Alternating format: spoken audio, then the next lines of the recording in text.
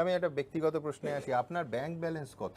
মানে আপনি তো, আমি বলেছি যে যদি আত্মজীবনীর দুটো ভাগ হয়, প্রথম ভাগে আপনার আত্মজীবনীতে বিমান বসুর নাম হতে পারে সেই আত্মজীবনীর যে রান্নাঘরে 13টা বছর। তার কারণ কার্যত পার্টির একটা রান্নাঘরে উনি, সালটা ভুল হলে বিমান আমায় ধরিয়ে দেবেন, 1971 থেকে 84 অবধি ছিলেন। আর তারপরে প্রমোদ দাশগুপ্তর যে মেস, সেখানে উনি ওই 1984 সাল থেকে 2000 সাল অবধি ছিলেন। তারপরে এই যে বাড়িতে আমরা বসে আছি, এই আলিমুদ্দিন স্ট্রিটের ছাদের ঘর।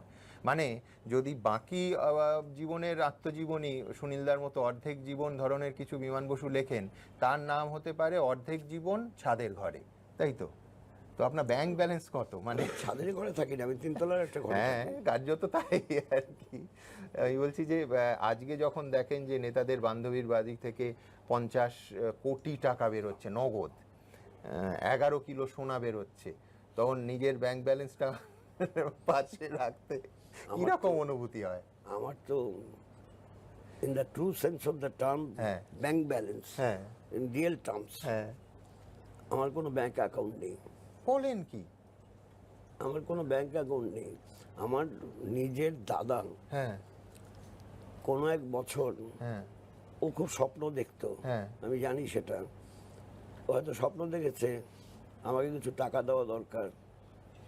হি ওয়াজ ওয়েল অফ, হ্যাঁ, ব্যবসায়ী ছিলেন। ব্যবসায়ী। হ্যাঁ। তা ও বাইরে থাকতো।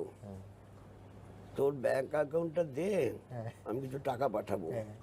বললাম যে হঠাৎ টাকা পাঠানোর কথা ভাবছিস কেন? বলে না, আমি বন্ড স্থির করেছি। তা আমরা পার্টিকে টাকা দেয় না, পার্টিকে টাকা দেবে না। পার্টিকে টাকা দে, পার্টির অ্যাকাউন্টে আমি দিচ্ছি, পার্টিকে টাকা দিয়ে দে, পার্টিকে দেবে না।